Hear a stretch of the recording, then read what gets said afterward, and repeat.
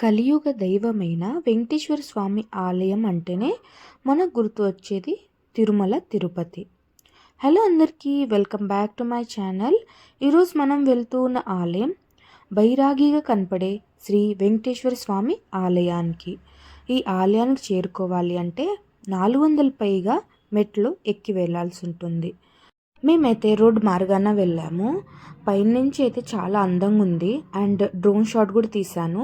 మీరు ఒకసారి చూడండి, చాలా అందంగా ఉంటుంది.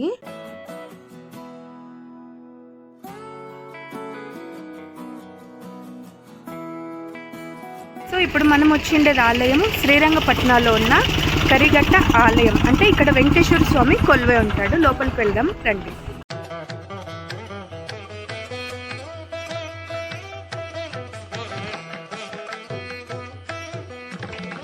ఈ ఆలయం శ్రీరంగపట్న నిమిషాంబాదేవి ఆలయం నుండి 3 కిలోమీటర్స్లో కొలువై ఉంటుంది. 2000 అడుగులకి పైన ఎత్తుండే కొండ మీద ఈ ఆలయం ఉంటుంది.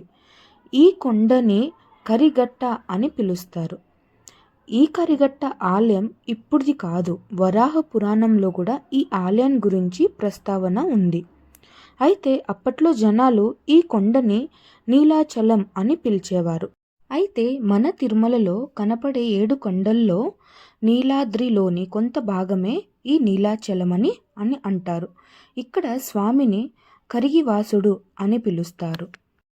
6 అడుగుల నల్ల రాతిలో కనిపించే ఈ మూల విరాట్ని సాక్షాత్తు మృగ మహర్షి ప్రతిష్ఠించారని కూడా చెప్తారు. అయితే ఈ స్వామిని అలంకారం చేసినప్పుడు ఈ స్వామి బైరాగిలా కనిపిస్తాడు.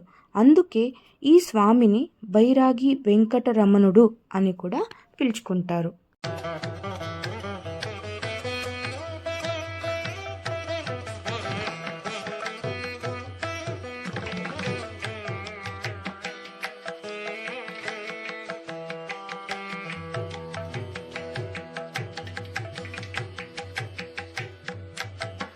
ఇక్కడ విశ్వాసం ఏమి అంటే, జీవితంలో ఓర్పులేని బాధలు వచ్చినప్పుడు ఇక్కడికి వచ్చి ఈ స్వామిని పూజిస్తే ఈ స్వామి ఖచ్చితంగా మన మనసులో ఉన్న కోరికలు నెరవేరుస్తాడని, బాధలు తగ్గిస్తాడని ఇక్కడ భక్తుల విశ్వాసం.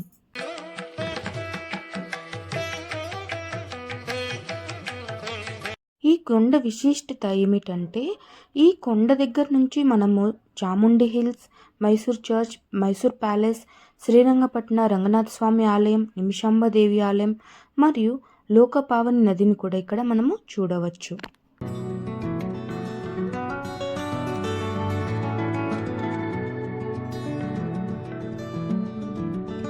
అయితే మీరు ఎప్పుడైనా మైసూర్కి వచ్చినప్పుడు ఈ ఆలయాన్ని అయితే ఖచ్చితంగా దర్శించండి, చాలా అద్భుతంగా ఉంటుంది.